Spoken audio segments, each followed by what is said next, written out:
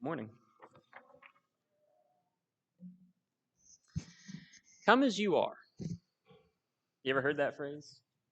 You know what that means? Come as you are. When we say that in the world, when the world says that, it means there is no judgment. It means you can show up and do whatever you want to, and we don't care, and you can get away with anything, and we'll just be content with that, and we'll be happy with that. You just do you, and we'll do us, and we'll leave everybody alone. Sometimes we use the phrase come as you are in a church setting. And I want you to think for just a few minutes about the difference in those kinds of phrases. When you sing the song like Just As I Am, as an invitation song, the idea is come as you are. God will accept you. The question we need to ask is that true? Is that an accurate assessment of what God said, or is it not? What do we mean when we would say, come as you are? Jesus welcomes all. The gospel is for everyone. We want all people to be saved. God calls all people to be saved. What do we mean when we say that?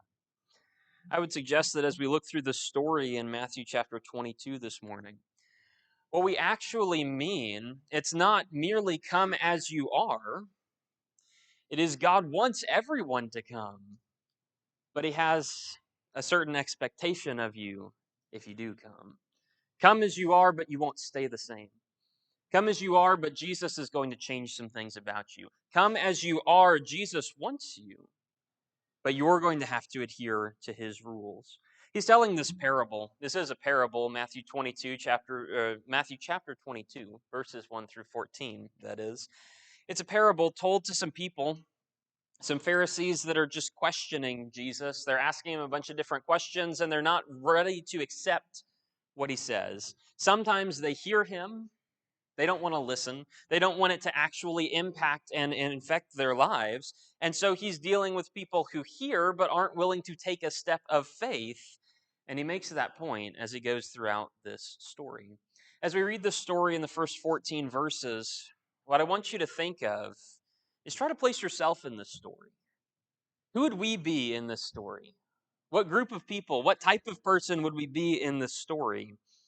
And where do we fall on the idea of coming to Jesus? Let's read this together. Matthew chapter 22. Start reading in verse 1. Now Jesus spoke to them again in parables, saying, the kingdom of heaven is like a king who held a wedding feast for his son. And he sent his slaves to call those who had been invited to the wedding feast, and they were unwilling to come. And he sent other slaves again, saying, tell those who've been invited, behold, I have prepared my dinner. My oxen and my fattened cattle are all butchered, and everything is ready. Come to the wedding feast. But they paid no attention. And they went their separate ways, one to his farm, another to his business, and the rest seized his slaves and treated them abusively and then killed them. Now the king was angry, and he sent his armies and destroyed those murderers and set their city on fire. And then he said to his slaves, the wedding feast is ready, but behold, those who were invited are not worthy. So go out to the main roads and invite those, whomever you find there, to the wedding feast. Those slaves went out into the streets and gathered together all whom they found, both bad and good, and the wedding hall was filled with dinner guests. But when the king came in to look over the wedding guests, he saw a man there who was not dressed in wedding clothes. He said to the man, friend, how did you get in here without wedding clothes? And that man was speechless. Then the king said to his servants, tie his hands and feet, throw him into the outer darkness. There will be weeping and gnashing of teeth in that place. For many are called, but few are chosen. It's a great story up until verse 10, isn't it? It's a really comforting story.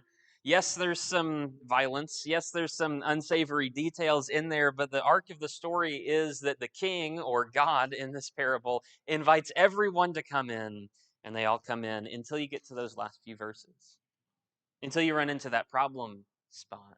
until there is a slight requirement from the king. And we'll get there when we get there. We're going to go through the story chronologically as Jesus tells it. But keep that in mind. Which person, what type of person am I? First thing you have to notice about this story is Jesus starts telling you a parable about the kingdom. The kingdom is like a king.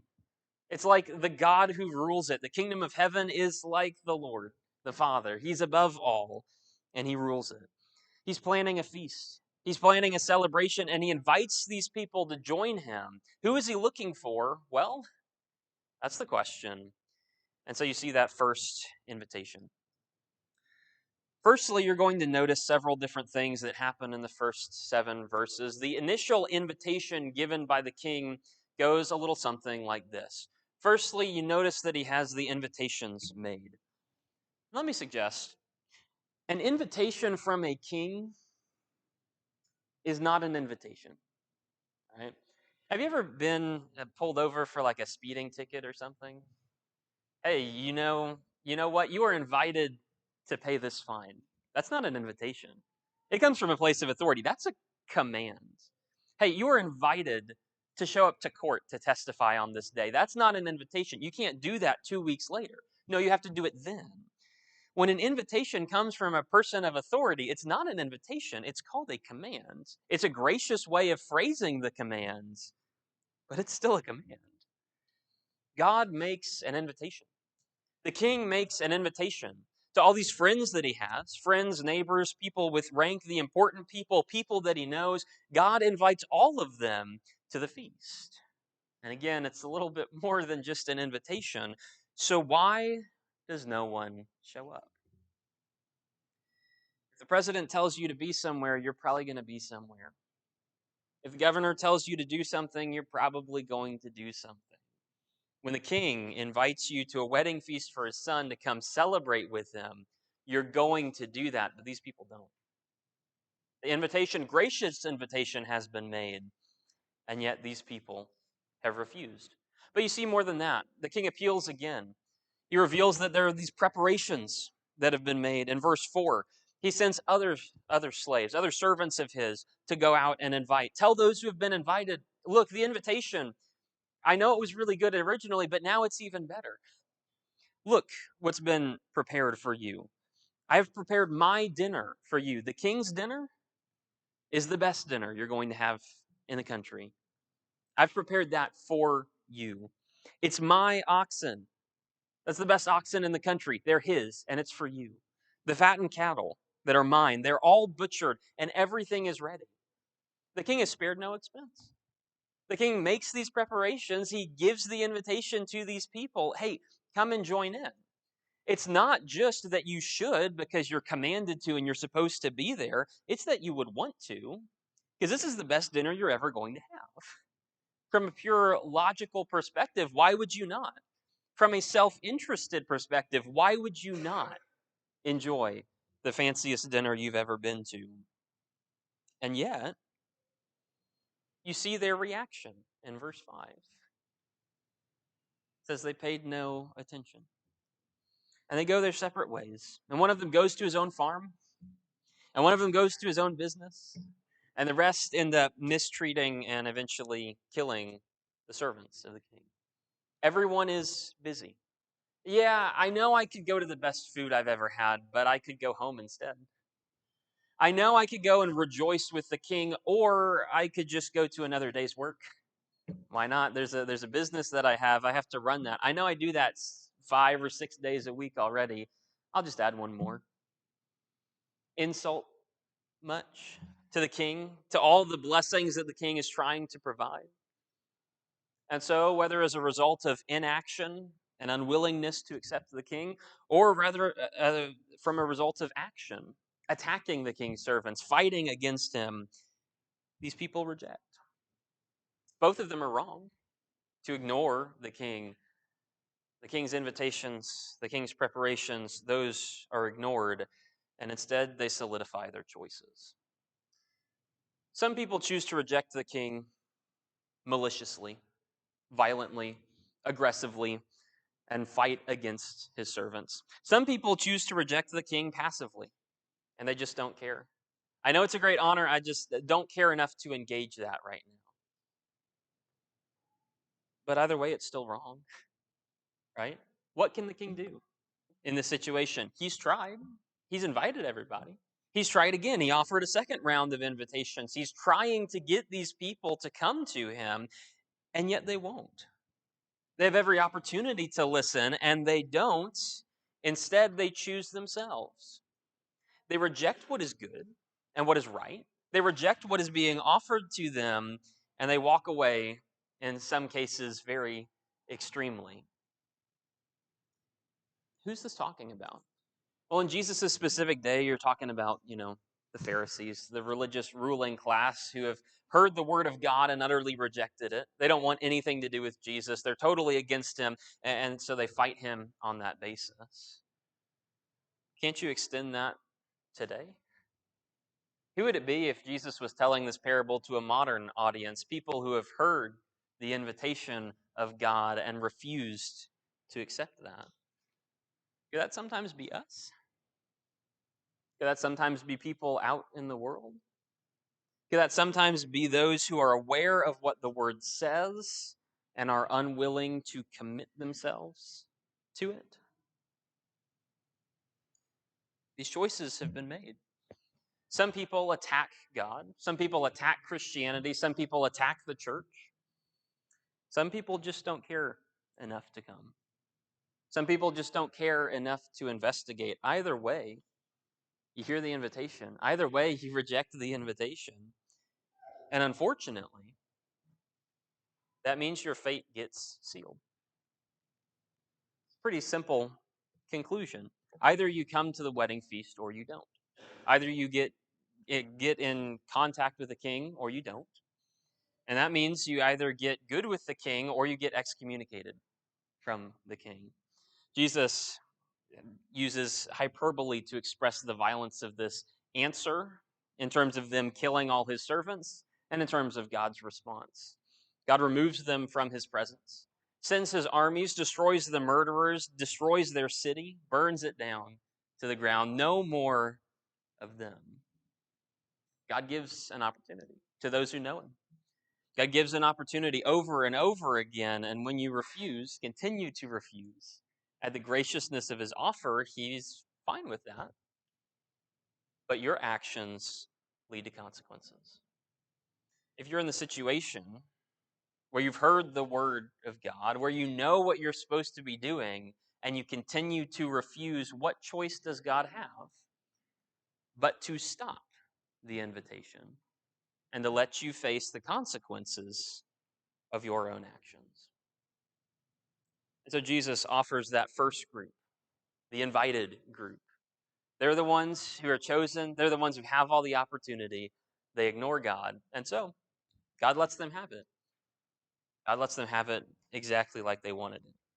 But now we run into a problem because the wedding is empty. And the entire point of the exercise was not to have an empty wedding.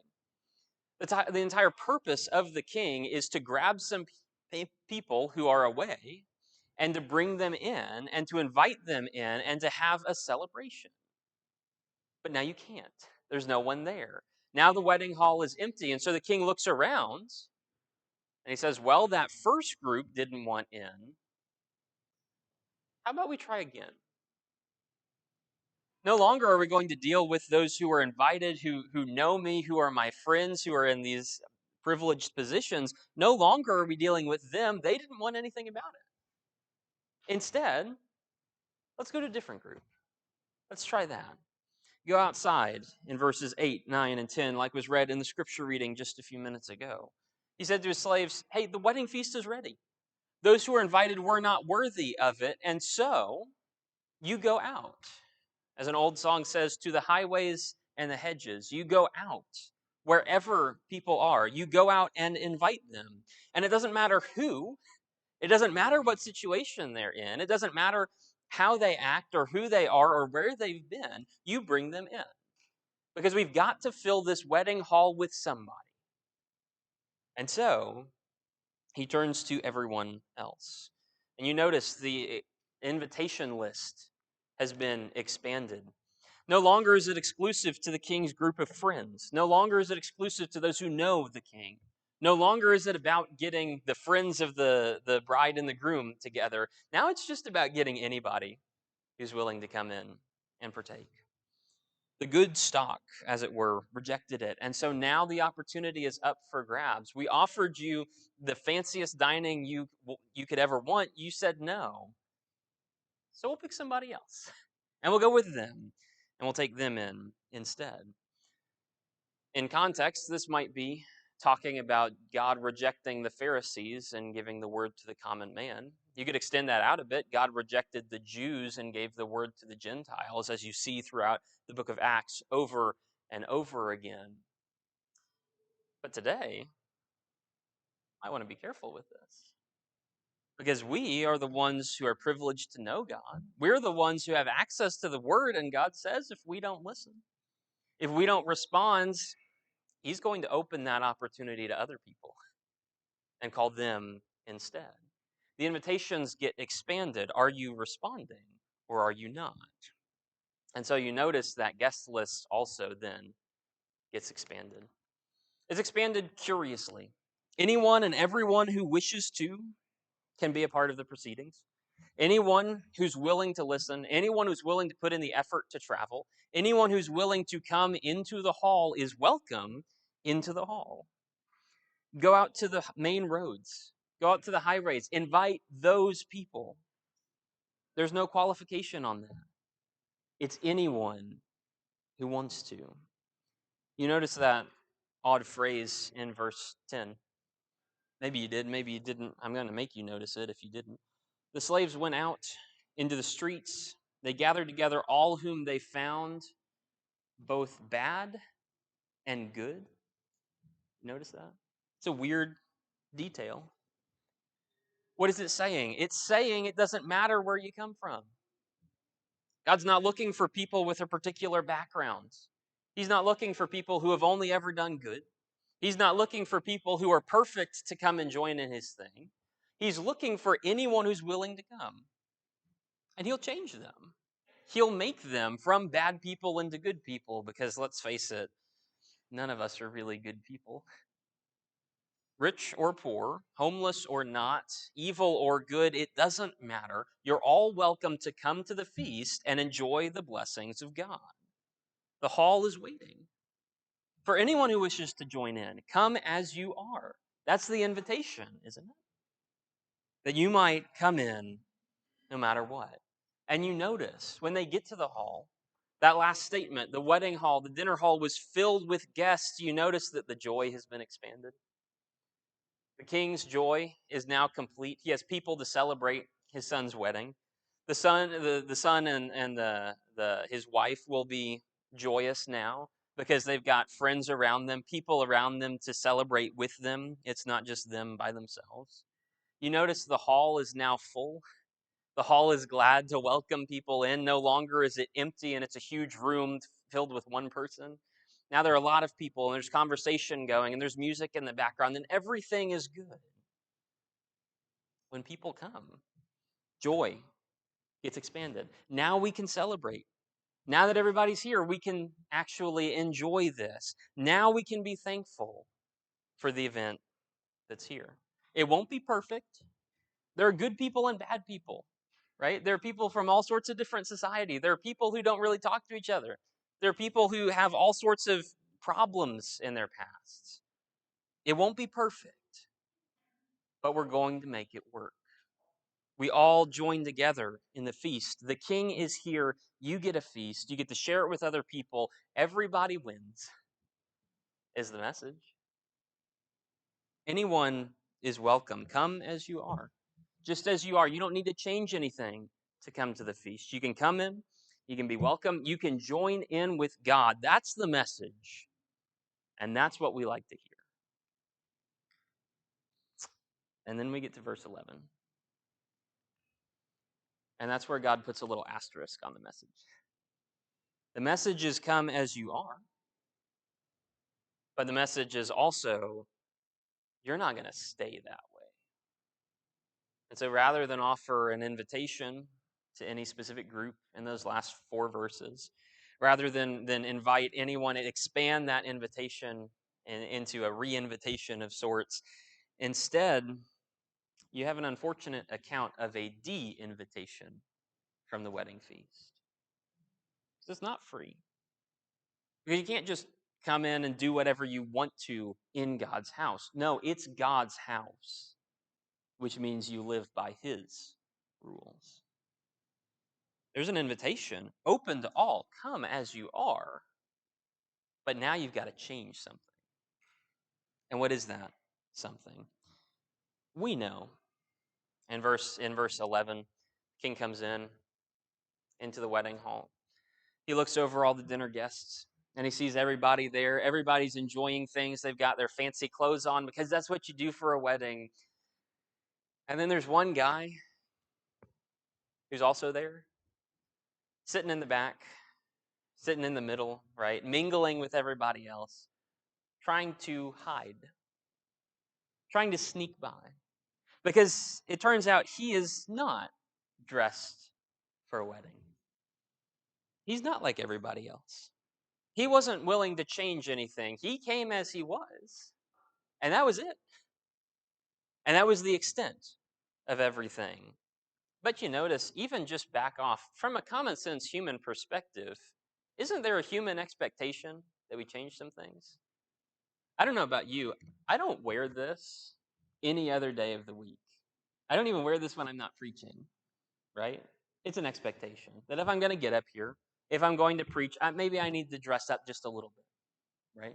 Have you ever been to a funeral where shorts and t-shirts were just the norm? That's not the normal expectation. Every now and then there's one, but usually what do you wear? You wear something dark because that's traditional. If you go to a wedding, you're expected to dress up a little bit. If you go to a job interview, you're expected to look a little bit nicer than you might on a normal day. We have these expectations. We understand these expectations. It's a normal human expectation that you dress up a little bit for an event. So why is this man not? What's his deal? He thinks he's better than everybody else? He thinks the invitation to the wedding means he's not supposed to do anything for it? When you're invited to a birthday party and it says, and it's a birthday party where you give people gifts and you just show up without a gift to give the person because, I'm better than that. I don't have to celebrate your thing. He's coming for the food. He's coming for the atmosphere. He's coming for the music. He's coming for the scenery. He's not coming to celebrate the wedding with the king. He's not coming with respect for the king and who the king is or where he is. He's not coming with regard to anything that's going on. He's just doing what he wants to do. There is an expectation that when you come to a fancy event, you might change a little bit. You might shore some things up. And yet this man doesn't. He rejects that. Notice he comes in and he just challenges what the king has said. I don't know if this was malicious. I don't know if he just really hated to the king and he wanted to stick it to the king and I'm just not going to change. I'm just going to make this point and he's really going to take it to heart. Maybe. Might have just been because he didn't care. Might have just been because he wasn't there for the wedding. He was just there for the steak or whatever was on the menu. Might have just been because he didn't really know. Maybe he came in without a prior expectation. Maybe somehow he avoided the idea that you might dress up and make yourself a little fancy. Either way, ignorant or malicious, intentional or not, it's still wrong. The king comes and questions him. In verse 12, he does it in the gentlest way possible. Did you notice? Friend, hey, buddy, how did you get in here? What was that about? Who let you in without wedding clothes? Don't you know you're supposed to be wearing wedding clothes? You notice the man's response? It's nothing.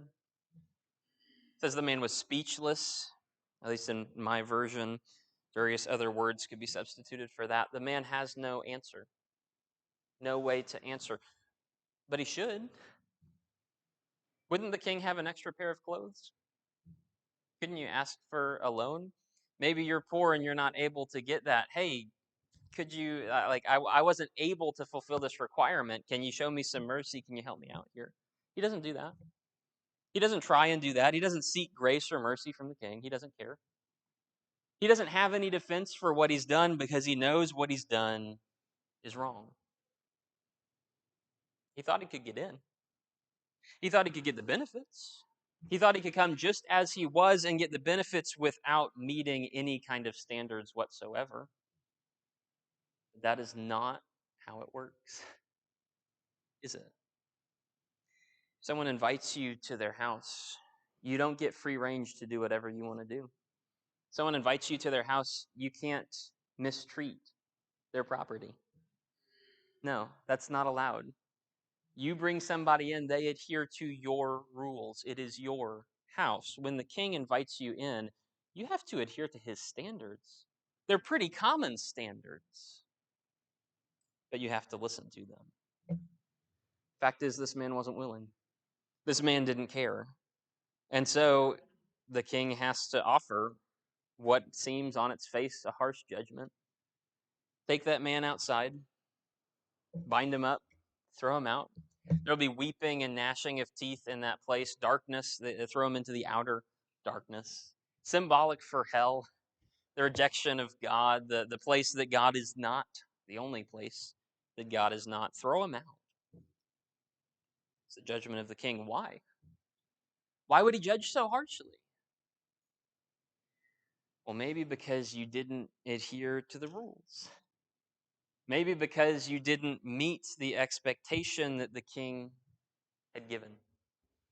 Maybe because you didn't try. Maybe because you didn't care.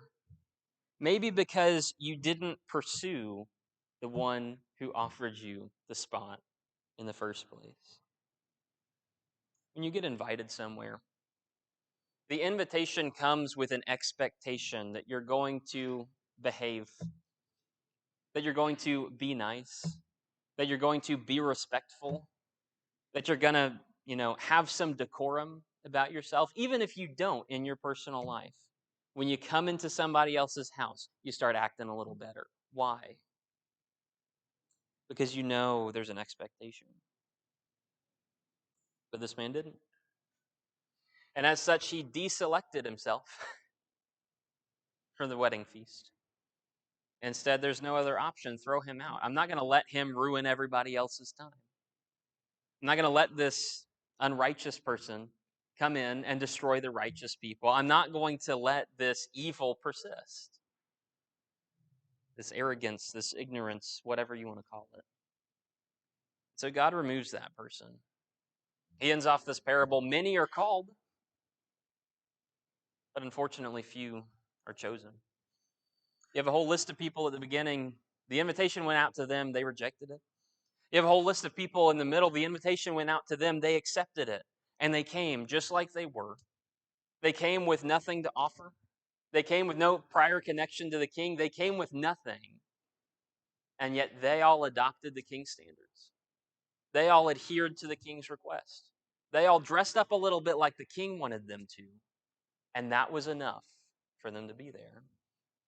But for those who will not, for those who will not put in any effort, for those who will not try in any way, shape, or form to adhere to the call of God, for those who will not attempt to adapt and become more like God than they were, you might be able to come in like that. But if you're not going to change, you're not going to stay. What do we learn from that? When you look to those three types of people, which one are you? Are you the one who has great opportunity but doesn't listen? Are you the one who has now been given opportunity and you're clinging to that as a lifeline and that's the thing that you're hoping for? Are you the one who's been given great opportunity and you've taken it for the personal benefits, but you aren't actually paying attention to what the king is asking of you? What you learn when you look at this parable, it's three really simple things that we'll close with here at the end. Number one, you should know that there is a great call to those who already know the king. to those who are his friends, to those who are in his circles. If you know God, you are invited to be with him.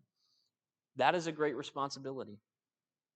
That's a responsibility we should take seriously. That's a responsibility God gave to Abraham and his children throughout the generations. And guess what? They didn't. The Old Testament is replete with examples of how they ignored God and moved away from him. And so God set them aside and issued in Christianity. If you don't adhere to his rules, if you don't listen to the call that you know, is it going to be any better for us? If you know God, there's no excuse for not heeding his call. There's a great call to those who already know the King. Secondly, there's a great call to those who have no connection with the King.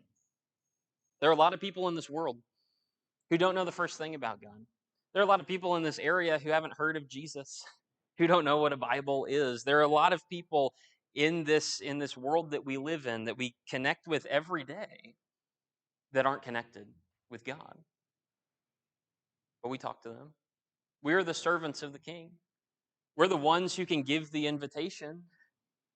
We're the ones who can call them in. There's a great call offered to those people. If God is working on everyone, he's calling you, and he's also calling your neighbor, and he's also calling your coworker, and he's also calling the visitors at church, and he's also calling the people at church, and he's also calling anyone who will listen to come into the feast. There's a great call to those who are not connected with God. Get connected. That's the point of why we try and go out and teach people, isn't it? That's the point of evangelism, of reaching out to other people to connect them with the King. Because whether they know it or not, there is a great invitation out there for them. We need to make sure that they can listen to it. There's a great call to those who already know the King, a great call to those who have no connection with the King, anyone and everyone. And thirdly, there's a simple expectation if you want to come. You're welcome to come. You're welcome to come to God. You're welcome to come to Jesus. You're welcome to come to church. You're welcome to come to other Christian events. You're welcome to come to anything. It's not that difficult to show up. But if you're going to come, if you're going to come and be here, if you're going to have a connection with God, if you're going to be one of his faithful ones, then you're going to have to change a little bit. And in some ways, it's very easy. And in some ways, it's very difficult. You're going to have to do things that you don't enjoy. There are going to be some things that make your life better and easier personally. There are going to be some things that make your life better, but you don't see it in the moment. There's a simple expectation if you're going to come. You come with an attitude that you're going to change. Sometimes it's drastic, sometimes it's not. Sometimes it's easy, sometimes it's not. But you're going to change a little bit because you're coming into God's house. And it's God's rules.